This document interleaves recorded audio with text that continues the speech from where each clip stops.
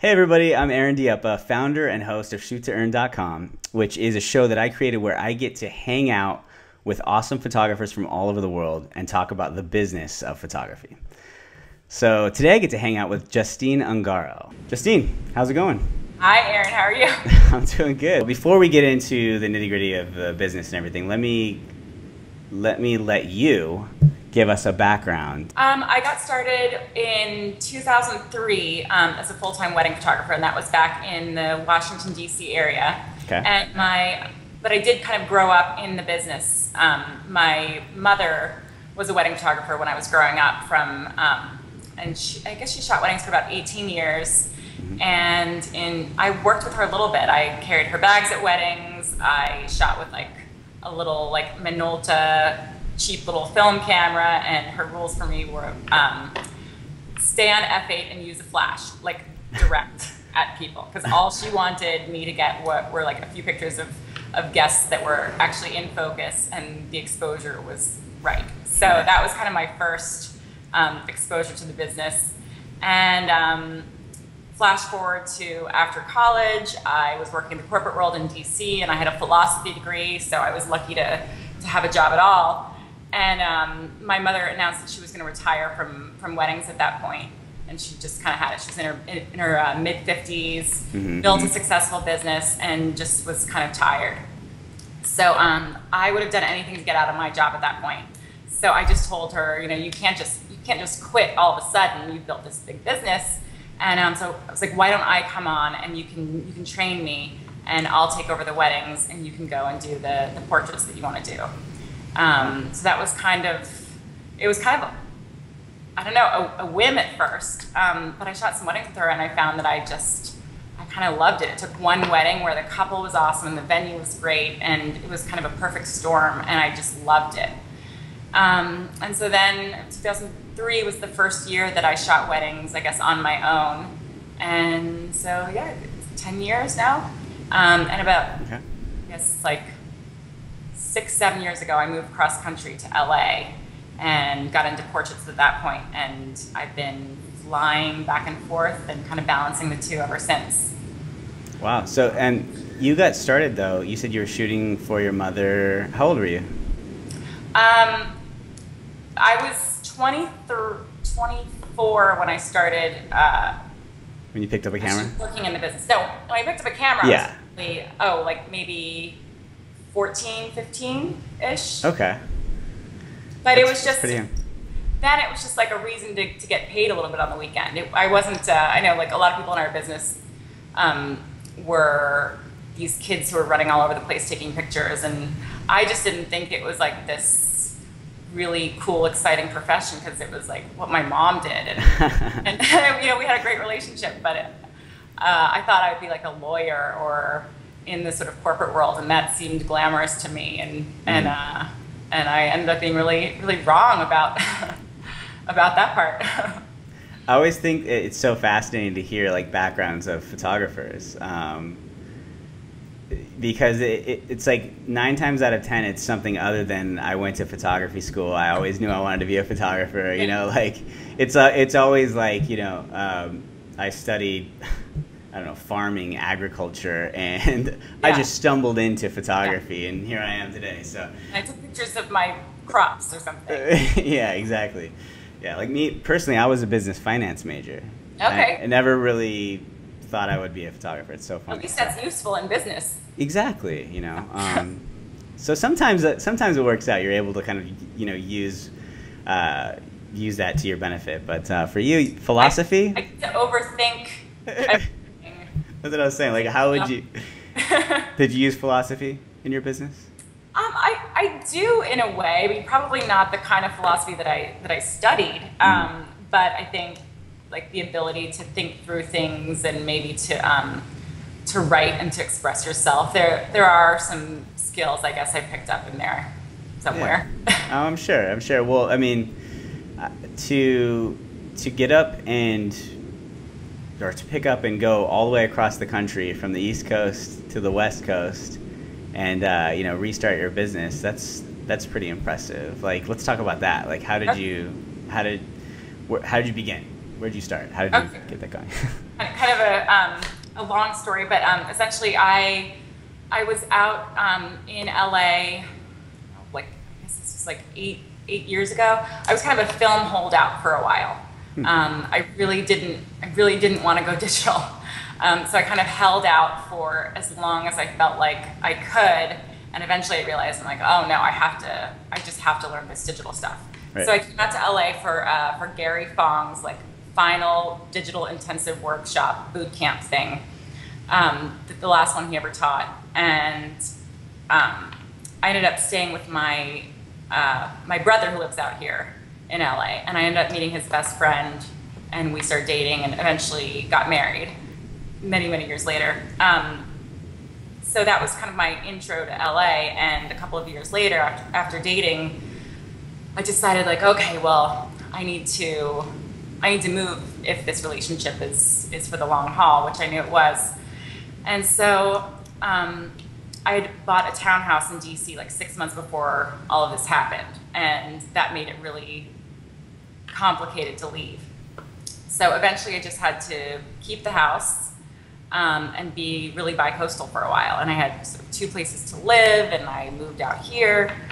And I continued to fly back and forth and shoot weddings in DC, but I knew that weddings it's not like an overnight business. You don't all of a sudden just like show up somewhere and have like all these referrals and people pounding your door down. So I kept the weddings in DC as a way to build on that. And I knew that I wasn't gonna come out here and just be cheap and like work for pennies and try to build from there, because I knew it would be a long, hard road, and I felt like I already have a portfolio. I've already done that. I'm not going to do it again. So I had to kind of approach it in what I thought was a smart, strategic way, and take the years that it took. So let me recap here, because I think I was confused. So your family's from DC. That was my yes. Right? Okay, so your family's from DC, and then you took over your mother's business in DC. Yes. And you ran that business for a few years before you came out to LA. Yes, exactly. Got it. Okay. So the difficulty was, you're already established in DC, but you come out here and you want to start all over again, but you don't have the connections out here. Right. So that's pretty impressive how you've been able to build up your business so quickly. One of the things that you told me before we started the interview was that you consider yourself a better business person than a photographer. Elaborate, please. Okay. Well, I guess, I don't know, over the years I've seen a lot of like all sorts of photographers, and I've noticed that a lot of the really great ones were not necessarily making any money, and kind of cranky about that, and complaining a lot about how people don't appreciate good photography, and I don't know, doing a lot of complaining about why things weren't working. And I've been just really affected by that. And I sort of feel like my photography is influenced by, I think, by my clients more than by the photography industry itself. So I try to focus on like, what do people like and what do they buy, and what about the images makes them want to buy, instead of going like, oh, well, that doesn't qualify as good photography. And noting that there are probably differences when it comes to like wedding and portrait photography, when you're being commissioned by an individual or a family, that their tastes might not be the same as something for like the fine art market or fashion or commercial, that they're kind of different animals. And so it's not that I don't want to be a good photographer or a better and better photographer. Of course I do. Of course. But to me, photography has always been my living and my business and my job, more than it's been a hobby. Like it was never a hobby that turned into a business. It was always a business that I just happened to love. No, that makes perfect sense. And I think that's so true for a lot of really talented photographers out there, that so like they may be extremely talented when it comes to taking photos, but they don't have the business savvy to grow their business. Right. And so that's why I'm doing this show, actually. I want the show to be about the business of photography. So you say one of your strengths is growing your business. You look at what people want and you try to deliver what they want.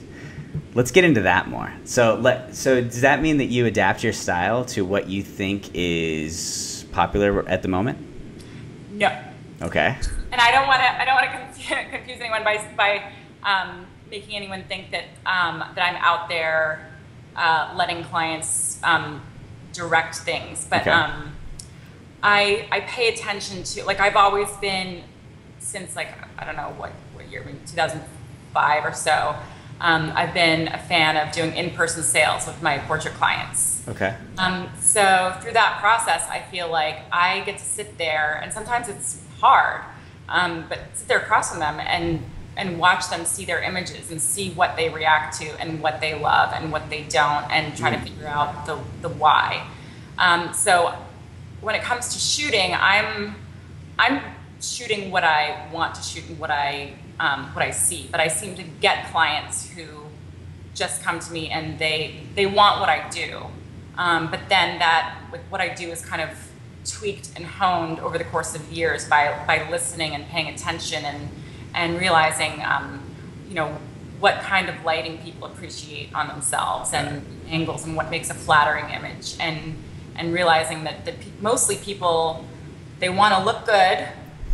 And they want to appreciate whatever else is in an image, but they can't, like, look past. They can't see a good photograph for what it is if it's unflattering or they look bad in it. So that's a big thing for me, and I think that's where kind of the business and the photography itself really have to merge. That you can't kind of take their own kind of ego out of the equation and just make it all about yourself as an artist and what you want to do. It has to be collaborative. Got it. So what you're saying is you still maintain your style, but what you're doing is you're honing it in right. on what it is that your clients are looking for, why they came to you. I think kind of putting myself into their shoes and examining, like, what, if I actually like an image of myself. We talked about this before. Mm-hmm.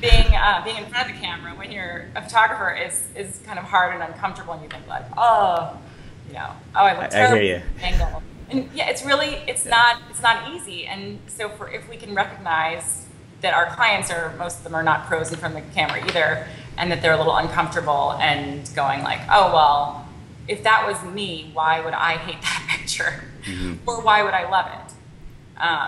That's difficult. Also being a woman and being my age and having come up through, I got married myself 5 years ago, and having the experience as a bride, and now being 5 years past it and being able to look back a little bit on what I love about the experience and which images I love from, like, a future perspective. That also teaches me about what's important to them and what's going to be important to them later. So let's talk about that a little bit more. What have you found that clients, at least your clients, because I'm sure it varies, people come to you for your style. So right. But I mean, what are some things that your clients prefer? Well, my clients come to me, my wedding clients come to me because I'm kind of all about the people at a wedding. Okay. Oh, sorry. My backup's trying to it's okay. turn on. And I hear this a lot because I don't really care about the editorial stuff that much at the wedding. Like, I don't really care about the details that much. Like, I shoot them. I know that they're important to an extent, but they're not. I think they're very central for a lot of photographers these days, and to planners, and to, I know I've got lots of magazines in my past that have been published in, but to me, those are just sort of, they're a little bit of an afterthought, and the purpose is really to get the clients for the people that I work with, so that they'll refer me the right clients. Right. But people come to me, I think, for emotion, for moments, and, like, that's what I'm into, and relationships, and the fact that I'm a little bit in there. I'm like, sometimes I think, oh, I'm really boring because I sort of love my 50 millimeter and my 35 and my 85. I'm in this like really medium range, like face, torso, a little bit of legs, but I'm not this epic shooter. Okay. And so I tend to get clients, I show that, and they're like, oh, we don't care about the landscape of the wedding, and we don't really care about lots of pictures of the shoes. Like, yeah, we'll take one or two, but we like the fact that you're focused on the people. And they're right. I mean, that's what I want to shoot, and that's what I ultimately think is the most important in a wedding day. And so you attract those types of clients, right? And I don't want to be a people pleaser, just because I really adore my clients. I get great clients. Like I don't have people that I need to complain about. I mean, they're pretty awesome, and we get along great, and it's a lovely relationship, and I'll end up shooting their families for years and years and years. And so I don't want to try to talk anyone into working with me where I would have to like change my style for them. I don't want my client to come and say, oh, well, we love, we're all about the details, and we're all about the landscapes and these big epic images, and we want, whatever it is. If they want me to shoot in a different way than I do, I think I would rather at this point not work with people who I feel like I'm not going to make happy, because it's like either an end in the referral chain there. Okay. If they're not happy, they're terrible to deal with if they're not happy, and like, my whole job, I think, is to make people happy with their images. I want it to be easy. Yeah, no, because if it's not a good fit, it's not mutually beneficial for both of you, then you're wasting each other's time. So yeah. I totally agree with you on that. But let me ask you, have you ever had a client meeting and you just felt like this is just not a good fit, and you just told them, I'm sorry, I'm not going to shoot for you? I've never had to actually come out and say it, Okay. But I think more often than not, if I didn't like someone much, they probably didn't like me either. Okay, the vibes weren't there.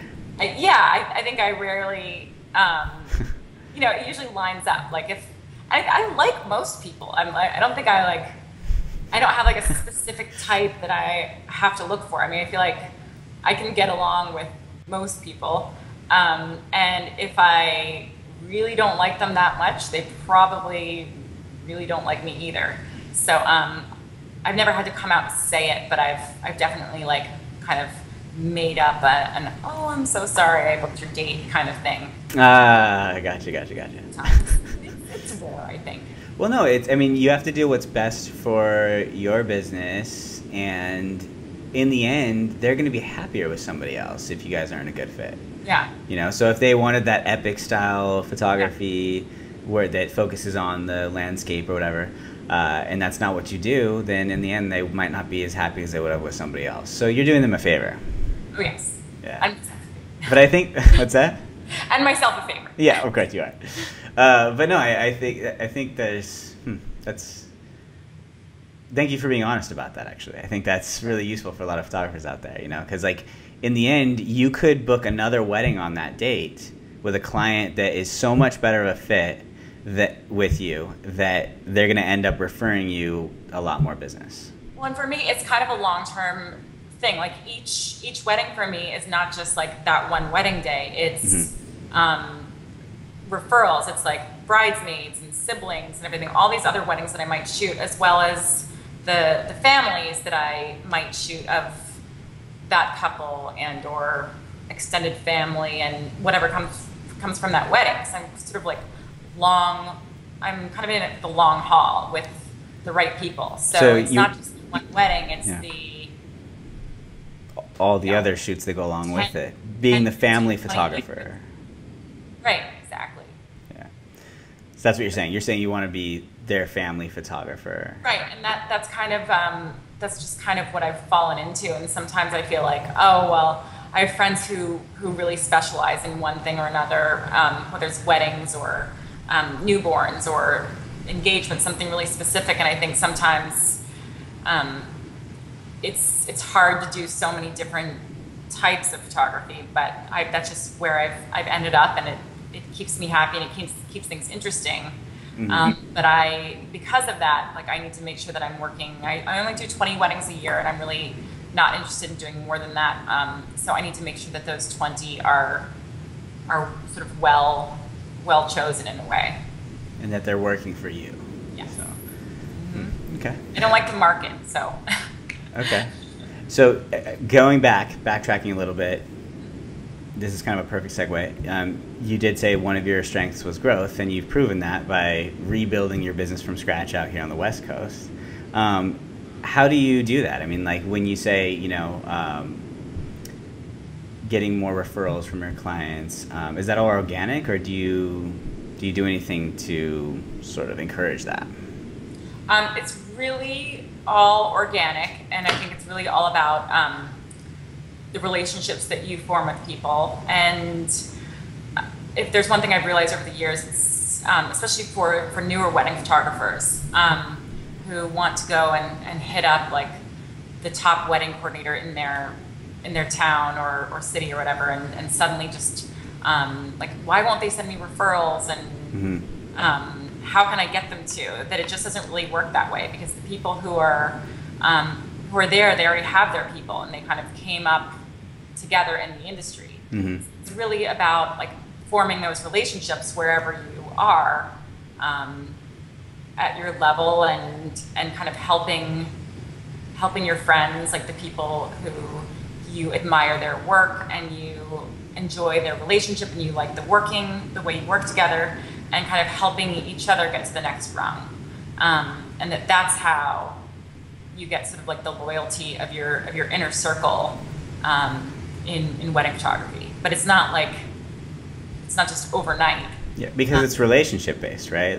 That's why it doesn't work if you just call up a wedding planner. Right, and when it comes down to it, I mean, wedding planners, florists, everyone, they want their clients to be happy, but they're not super educated about like the all the nuances of photography. They don't know all of the details. They just know, is someone happy and thrilled? Do the pictures look great? They don't know all of the details. So not that those aren't important, but for them to know how to match you with the right clients, that is important. And I don't expect to get every referral from my friends. I just want them to give me a shot at a few of the right ones each year. Right. And you do that by building those relationships and maintaining them. Right. And okay. Well, let's backtrack again, because what I want to get to now is, so you moved to California, and you had no client base here. Right. What did you do? Okay. What was the first thing that you did? The first thing I did was I went and spent a whole ton of money on really, really fancy, expensive business cards, letterpress, gift certificates. I just sort of went all out on because I didn't have a studio, I didn't even have an office. I had an iMac in an orange closet. And my husband and I joke about oh, I wish we'd taken pictures of over the years of the progression. Yeah. Because it's funny now when I sit in my studio and I think back oh, remember when I sat in an orange closet with my little computer, and it doesn't feel like that long ago. But it's, it's pretty different now. So I didn't have anywhere to meet them. I didn't really, I just had nothing but my gear and a computer. So spent as much as I could on anything that I was physically going to hand to people, and I wanted them to think of me as a professional, and I didn't want them to think oh, new little girl in town, because I don't know how old I was. I was how old am I now?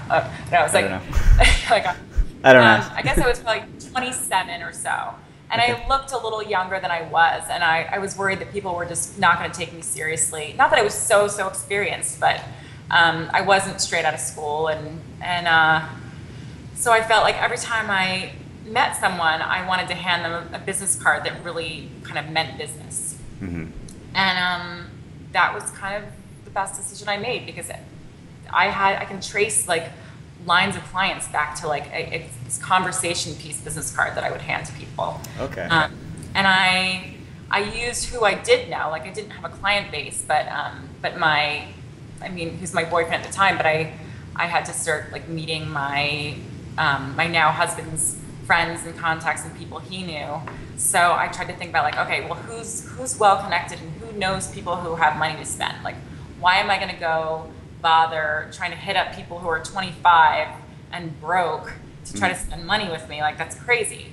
So I carefully placed beautiful letterpress gift certificates for free where I could into the hands of people who I knew were just like connected with people who had some money to spend and who had kids. So give me some examples. You mean people in your circle of influence? Yeah, like, not famous people specifically, yeah. but just people who were friends with like groups of families who were successful financially and creatively minded, and who I hoped, people who I wanted to shoot. And I think 2 or 3 people took me up on those, and then everything else came from that. Like literally everything. I can trace almost all of my LA portrait clients back like through kind of a family tree to like 2 or 3 initial clients. But like that was about the relationship. It wasn't just the fact they loved the pictures, but they loved me too. Like, and I loved them, and we've become friends, and they still pay me. And I didn't go, oh, now that we're friends, right. You don't have to pay me anymore. Like I'm not. Of course not. I'm pretty good at sort of standing my ground and separating the friendship from the money. Well, and that's fair. It's your livelihood, and most people respect that. So, most people. But I think a lot of photographers early on have a hard time charging friends, or like this sort of guilt that maybe comes with like they should be doing it for free or at a discounted rate, and if I did that, I would just I'd have no business. and it sort of cheapens what you do. Right. Yeah. Yeah. So you kind of have to maintain that brand, that image. And so when you came out here, did you lower your prices to climb up from the bottom, or did you start where your price point was in DC? I wasn't really shooting portraits in DC because my mom was. I was really mostly just a wedding photographer there. So I kind of had to make them up. But I started them high. I started, and it's mostly for me for portraits is about the print pricing, less about the session. Let me ask you. Oh, sorry. Go ahead. I didn't mean to cut you off. Oh no, go ahead. Well, so what percentage of your business is portraits versus weddings? It kind of changes from year to year because I get kind of bored with certain things, and I feel like I need to do something else for a bit. So right now, I'd say weddings are a majority by probably 3/4 weddings, and portraits are maybe 1/4 to a 1/3. But some years, like the earlier years here, I was doing a lot more portraits, so it's kind of flip flopped. Okay, so for me, whatever is kind of the most profitable. Right. But no, I didn't lower my prices. Like I continued to fly to where the money was. And I think that's that was obviously a wise decision. But okay, so you shot a lot more portraits in the beginning, you said, and I think. Can you attribute that to some of your growth? Portraits being that sessions can develop into relationships that become weddings. Oh yeah, yes. And now that I've been here long enough, I've seen like all sorts of kind of cross referring. I have a big wedding in Mexico in October, and it was referred by. To the groom by the father of a family that I shot like a portrait session maybe 3 years ago, and we were together, and that was that. And I shot 2 years ago a bar mitzvah that was, they saw one of my images on a Christmas card they got. No, I mean, wow. It's totally, it doesn't make any sense. It's not, it's kind of all over the place. But as long as people kind of know that you do multiple things, and that you're a photographer, and that they like you and they like your work, then it doesn't have to be this like specific weddings. You get weddings and right. Well, and I mean, I know for me, for a while there, I didn't like doing portrait sessions because I felt like it was more effort than what it was worth. But I wasn't really thinking it through properly, because now I have a whole different philosophy on that, and that is those portrait sessions help you build relationships with those families. That's how you become the family photographer, and that's how you end up, getting more business, high dollar business. Stop it. Like, I mean, those first couple of years in LA where, I had no room to be lazy about anything. Like each portrait session, I did everything right. I did consultations, and I would do pre-selling, and I would do my projection sessions and everything. And I was like, consistently, my sales were as high as they were for weddings, and I was charging a good amount for weddings as well. Let's get into that. I had when I had the pressure, like, oh my goodness, I'm new here, like I have to make this work. I have to make a good sale. I can't just go, oh, it's just like an extra little thing. I have to make money. Yeah, right, exactly. Yeah. And I think a lot of photographers overlook that. They don't. I was definitely guilty of that. Yeah. In a lot of ways, I still am. But so, I get busy with other things, and sometimes I'll skip over things that I know that work or are kind of essential to the process of like making a really good portrait sale. And then I can look back and go, oh, like, I know it was my fault. I really could have made that better in so many ways. But when you don't have the same pressure, because you're like, oh, well, I don't need the money. I need a certain amount of money, but when you don't have that pressure of, I need this to get by, it's easy to just go. Yeah.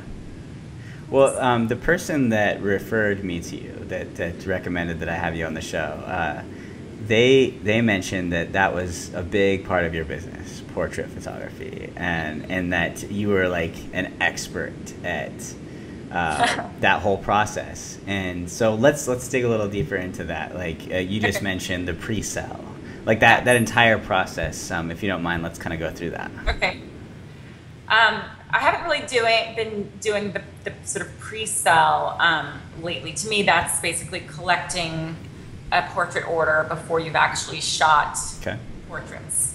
I used to do it. I don't know why. It's sort of like giving incentive for them to, not to make a commitment, but you're giving them essentially a discount for ordering in advance. Got it. So that you know what format you're shooting for. But essentially my process is to have a consultation with people before the session. Okay. Now that I have a studio, sometimes it happens in here. Sometimes I go to their home. It just kind of depends. Mm-hmm. For me, it's a way to scout the location if I am going to shoot at their home, because sometimes people, you just never know what you're dealing with, like what direction the house faces, what part of the house gets light. Do I need to bring lights? Am I going to shoot with available light? What's the style of the home? Can I go through and look and see, do they have empty walls that they want to do something with? Are the walls full of art? Maybe I should be suggesting an album. Basically figuring out what suits their lifestyle, what they want, what they're trying to accomplish. Because I find that a lot of people with portraits, they don't know what they want to do with them. They just want them. They just they're like, oh, we just feel like we should, and remember this time. But they don't really have a tangible idea of what to do with them. So I think that part of our job is to help them through that whole process and go, like, you're never going to make any money if all you do is show up, shoot some images, and send them a disc and send them on their way. Like, you have to do serious volume for that, and I'm really lazy, and and I don't want to do volume. I just don't. So I feel like by helping them through the process and, like, making suggestions for what suits them. I'm not forcing anything on them, but kind of giving them ideas before I've shot the images, so that I can go, if they like an idea I have, I can suggest clothing so that they don't look like a big mess if I'm shooting them all together in like lots of different colors and patterns and who knows. And so I can remind the mom of things like, you know, get a manicure. Like if she's going to be holding a baby and it's going to be up close and she's going to see that and go, oh, I hate my nails. They look terrible. Or like if she didn't get her hair done and she thinks like, oh, my hair looks poofy on top. Or I don't know. All the reasons that I've listened to over the years for why people don't like an image that has nothing to do with anything that I could control. Kind of removing as much of that ahead of time as possible. That way when I shoot the image or shoot the session itself, it goes kind of smoothly. They're prepped. Like I've told them, don't coach your kids. Like I don't want the like 4-year-old cheesy smiles, and it kind of just gives me kind of the control that I need over that part of the process. And then I can also shoot for that. So if I know that they like, if they're thinking of something big for the wall, I can shoot with that in mind. I'm not going to maybe shoot just like a big close-up of a face for that. I'm going to shoot something that feels a little bit more, I think, like an art piece, something that I would want to hang on my wall. And then after the session itself, I help them through the ordering process. And by that point, it's kind of easy if I already know what they want and I can make suggestions. And then it's kind of just like choosing the images themselves. And it's not them starting from scratch at that point thinking like, oh, well, maybe we want something big, like an 8x10, or, you know, like they're already out of that mindset. And you've already prepped them to know that it's a process and that they're like giving them a range of what they might spend or what most people spend, instead of having them just make up some number in their mind that seems reasonable. And if I feel like whenever I do all of that, whenever I do that whole process properly, it always goes really well, and I make great money. And I find that if I skip something in there or I get lazy, I'm like, oh, I'll just show up and bang it out. I suffer for it, and they do too. And so it's a combination of being cognizant of the feedback you get from clients and adapting in that way, but then also educating your clients. Yes, right. Which is huge. It's huge. Yeah. That's really, really good tips, definitely. I usually like to stick more to business, but I really like your portrait photography, like the style of it. It's not boring and straightforward. You could tell a lot of creativity went into the thought behind the concept of the shoot beforehand. So I wanted to hopefully dive in a little bit more on that. Like, how do you plan that out? Okay. For a family session, not weddings. Yeah. My big thing that's always kind of in the back of my head, no matter what I'm shooting, is that like I don't like static imagery. I just and I feel like one of the things that I didn't like about a lot of traditional portraiture, which was beautifully lit and well posed and technically perfect in every way, was that it sort of kind of lost this magic about it, expression and movement and everything. So I've just sort of given myself over to the fact that like my work is not super tack sharp and it's not like perfect. And sometimes it bothers me a little bit, but most of the time I just don't really care that it's not perfect and tack sharp, because I'd rather it have like feel kind of breathing and have life and motion in it than being perfect. And so I usually, like some of the images on my website that you might be referring to are things that were lit and planned out in advance. And that usually comes with like a collaboration with the client and in the sort of pre-session. And once I've worked with clients a number of times, we don't always necessarily have to have this like one-on-one in-person planning session. Sometimes it's just a matter of like, let's come up with a concept or an idea, and then we'll throw it together. There are no art directors or anything like that. it might just be we need to buy a couple of things, or you need to dress a certain way, and I know that I need to light it in a certain way. But most of it is kind of like with a little bit of planning and then feeling my way through on that day. I have no kind of formal background in lighting or specific instruction. I own lights, and I set them up and I move them around until I like what I see. I don't use a flash meter. I know how, but I don't. I'm not interested in ratios. Mm-hmm. I'm just interested in getting what I want. And again, it doesn't have to be perfect. It just has to be kind of what I'm looking for. So how much time? Oh, sorry. Go ahead. Oh. No, you go ahead. I'll hold the question. Okay. So I have so many questions, so we're good. How much time do you typically spend on a family session? It usually depends on the ages of the kids. Looks like you froze up for a second. Okay. Okay. Just want to make sure my internet's working. I know. It kind of depends on the ages of the kids. So the younger they are, the faster I try to shoot, because they fall apart, and I do have my share of like tantrum. Yeah, of course. Throwing, I love those though. They crack me up, and most of my clients, they have a sense of humor, and they like those too. But I also don't want to like torture the kids. See me and think like, oh no, we're going to do another terrible portrait session. Mm-hmm. So I'd say with younger kids, it might be a half hour, like babies, toddlers. Mm-hmm. It may be sometimes up to 2 hours if we do change clothes or kind of take breaks. But I don't limit clients on like time. I don't tell them you have exactly 1 hour or my session's less this long. I just say like block off a few hours, and we'll be done when we're done. And I just I'm pretty loose with that. Okay.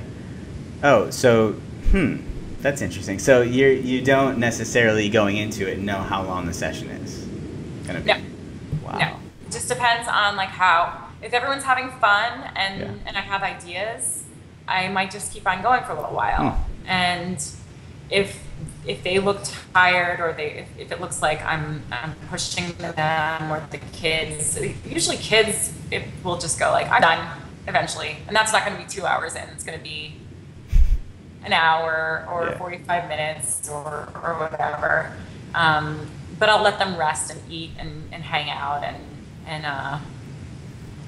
do whatever it takes. Yeah. If you don't know how long it's going to take going in, how do you charge? I mean, do you charge hourly or? No, I charge for portrait sessions. I charge $400 for the session itself, and that's just a flat fee. That's just the creative fee, and then everything has to be purchased on top of that. So for me, if I'm shooting longer, I'm creating potentially more images that they're gonna want and have to. Got it. Have. So. How many images do you typically deliver? Like say the session is an hour. Well, I don't deliver anything except for what they purchase. Ah, okay. So I don't have, no proofs go out into the world for me. They buy it and I retouch it and I finish it, or they don't. So that just depends. Like, people who get an album are probably going to end up with more, and the albums start around like usually like 20 images or so. I don't do these like big epic portrait albums. It's like a single image per page, maybe 2 max. Yeah, maybe a couple, but I like it simple. And usually an album it might be a little bit more lifestyle, a little bit more of a story than just like pose portrait. I do some of those, but certain sessions I think lend themselves to albums, and some of them lend themselves to wall galleries and or whatever that they're looking for at the time. So they after the session, then you have to proof the images so that they can select which images they want to purchase from you, right? And then you deliver those images on a DVD or through? I didn't for a long time. I didn't offer the digital file at all until recently. Now they're able to get the retouched JPEG of whatever they've ordered, like printed and framed. So basically, I started thinking like, well, why am I withholding the JPEGs, the digital files? And I realized like, it's not like I would want them. So why am I not making this an option? And I had to sort of change my thinking over the past few years. And I realized, I'm like, okay, well, I can make them available for people. That's the mail. I can make them available for people as kind of a reward and something emotionally that they just want to have for whatever reason, but without rewarding them for being cheap. So I want them to have them because they want them, but not just because they're demanding that like they don't want to buy prints or that they don't want a physical product, because that's just not really, to me, it's not the point of what I do. Is for them just to have like a CD in a drawer that sits there and of like unfinished proof images that that don't kind of represent what I want them to have. I see. So the images that they purchase, though, when they purchase a print, do they automatically get a digital file, or do they have to purchase that separately? They do they automatically get it if they get their images framed, and they can purchase it at a lower cost if it's not framed. Got it. Okay. Oh, you're breaking up a little bit. Incentive. Sorry, you were breaking up a little bit. Can you hear me? I can, yeah. You're a little pixelated though. Okay. Is there like any sort of troubleshooting? No, I think we're back. By the way, I don't want to keep you longer than you want, but I have a few more questions for you if you don't mind. Okay, sure, yeah. Okay, cool. So that style of the way you price your portrait sessions, that's different than the way you price your wedding sessions, right? Yes. Okay. For weddings, I just like it to be kind of all in one package. They get what they choose what they want. That's their needs. A lot of people do come back and add to their album or order parent albums and everything. But since it's just sort of a different animal. Weddings are booked far in advance, and there's only so many weekends in the year, and I can only do so many, and I sort of need that to be solid and stable and reliable. And it's just the nature that people expect to pay a certain amount for wedding photography.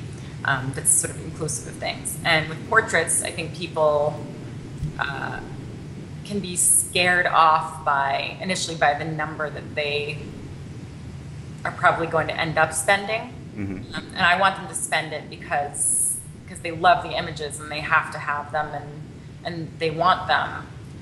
So I find that just doing it, where they're kind of in control of that, and they're not committing to that much in advance. It's just easier for them. For the portrait sessions. Right. Yes. Okay. Okay, we're gonna change gears here because there's something else I want to touch on before I let you go. But in our pre-interview conversation, you mentioned that. And I found this really interesting, that being published and getting published is not that important to you anymore. And that also you have done some celebrity work, and you found that it's sort of more trouble than it's worth. Explain that a little bit more. Because a lot of photographers, I think, that hear that, they're going to be like, what? No way. Like, that's my dream. Like, that's what I've always wanted. I know that I've made it once I've shot celebrity weddings and I get published in all these magazines. And you're totally flipping that on its head and saying that it's not all it's cracked up to be. Yeah, and not that there aren't like benefits and everything. And, right. And I don't want to sound ungrateful or unappreciative, but I think it's sort of like be careful what you wish for. Okay. I don't know, and I think being in LA, it's a celebrity culture, and a lot of things revolve around that. But when it comes down to it, I mean, I've been doing this, what, 10 or 11 years, and what I really want out of this is just the lifestyle that allows me to make my own schedule, to enjoy my work, to kind of do what I want, make my own decisions, and travel, and just kind of make up the rules as I go along. And I haven't really pursued most of the publishing or the celebrity stuff. It's come to me in one way or another. The publishing for me is more about getting the people that I work with published. So for me, I don't really get work directly from being in a magazine. Mm-hmm. I get a few photographer friends who are like, I saw you in Inside Weddings or whatever. I'm like, yay. But I didn't actually get any brides write me because of that. And so for me, I want to do the things that actually get me clients and clients that I like. So the publishing stuff it's kind of an indirect way of rewarding the planner and the florist, like the other vendors, the friends and people that I've worked with, because I want them to appreciate that and like working with me and feel like that relationship was beneficial to them, and thereby refer me more work. Right. So to me, that's the point of being published. It's not, I don't think it's really a source of like glory or, I don't know, it's nice, it's good, but it's kind of part of the bigger picture more than anything. That makes sense to me. So you check your ego at the door. It's not about that. It's about what? The bottom line, business. Yeah. And that's what you mean, I think, when you said you're a better business person. Right, yeah. It's like it has to serve, that has, for me to take all that time away from doing whatever else I'm doing to submit images and figure out who all the vendors were and retouch the images and everything. It has to be more than just like me patting myself on the back that I'm in a magazine. Because, once you've done it a few times, it's great. It's thrilling. It's thrilling for the first few times. But after that, it's not about like, being published. It's about what it does for your overall business. And I think the celebrity stuff is the same way, because in celebrities there's all sorts of different types, but more often than not, the celebrity weddings are going to come with their own set of challenges, which might be either not being able to use the images anywhere and having to sign a non-disclosure agreement, having them not sign a model release. Sometimes celebrities want discounts or things for free, and so then there's no money, and there's no publication, and there's no freedom to use the images, and maybe there's more logistical problems, and maybe a bigger team that you need, and it can be complicated. And so if there's not like an obvious reward in there somewhere, whether it's like, oh, the images are going to be seen everywhere, you're going to get new clients as a result of it, or you're being paid a ton of money and it's worthwhile, or whatever it is, then I feel like I personally would rather just shoot regular people who pay money, let me show their images, and that's just kind of where I want to be. I'm over the glory. Well, no, that now that you explain it, it makes sense to me, and I can totally respect that. So, but it's gonna be funny when I like put that in the blog post. Find out why Justine is over celebrity weddings or something like that. And then my viewers are gonna be like just waiting to the end of the interview to find out what I don't understand this. What could be going through her head? So, but no, it's been great having you on the show. Seriously, what you've done, coming over here to the West Coast and building your business up is impressive and commendable, and I know that our viewers are going to gain a lot of insight from this interview. But if there's anybody that wants to get in touch with you to just say thanks for sharing, how can they do that? Email is usually the best. Okay. It's Justine@JustineUngaro.com. Okay. It's easy to remember, I think. Great, and then I'll put a link to your website below this video as well. But yeah, let me be the first to thank you for being on the show. I really appreciate you taking the time, Justine. Thank you for asking me. It was fun.